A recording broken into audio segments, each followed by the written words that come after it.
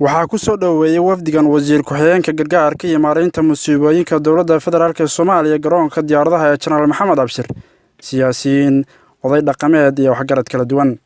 Cabdirashiid Maxamuud Xasan wasiir ku-xigeenka gargaarka iyo maareynta musiibooyinka dowladda federaalk Soomaaliya kana mid ah xildhibaanada aqalka hoose ee baarlamaanka dalka ayaa ka mahad celiyay soo dhoweynta loogu sameeyay magaalada Garowe xusayna in socdaalkiisu uu salka ku hayo u kuurgelidda iyo qiimeynta khasaarihii kala duwanaa ee ay u geysteen roobabkii gu'u kaabayaasha dhaqaalaha gaar ahaan jeedka isku xira gobollada dalka. Waxaan u iminaa deegaan doorashadii iyo dadkii deegaanka waxay ku nool yihiin iyo marxaladaha ay ku jiraan inaan daraaseeyo anigoo ka socda wasaaradda gargaarka iyo maareynta musiibooyinka.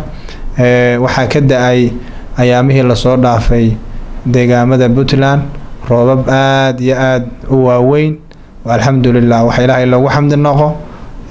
Khasaarahoodana way wateen. Waxaan la soconnaa inay wadooyin badan ay go'een isku socodkii magaalooyinka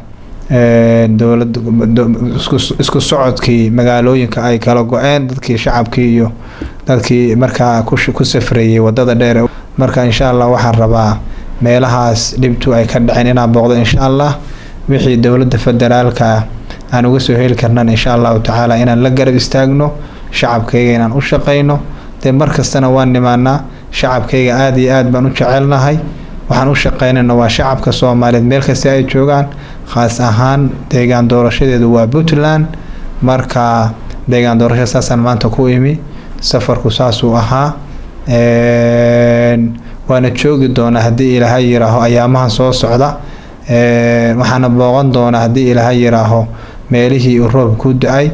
maanta markan airport ka soo baxay ilaa intaan hotelkayga imanay alxamdulillah rabbil caalamiin dhulku wuxuu ahaa doog nimco alxamdulillah rabbil caalamiin. Ilaahay waxaan ka baryayaa inuu shacabka Soomaaliyeed meel kasta ay joogaan inuu Ilaahay u naxariisto inuu Ilaahay siiyo roob iyo nimco iyo barwaaqo baan Ilaahay uga baryayaa insha Allah taala. dhowrkan bariyo soo socdana waan joogi doonaa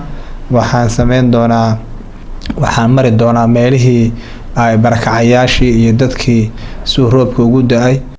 waxaa wali sii muuqda saameynta ay ku reebeen roobabkii gu'u wadada dheer ee isku xirta magaalada Boosaaso iyo gobollada kale ee dalka.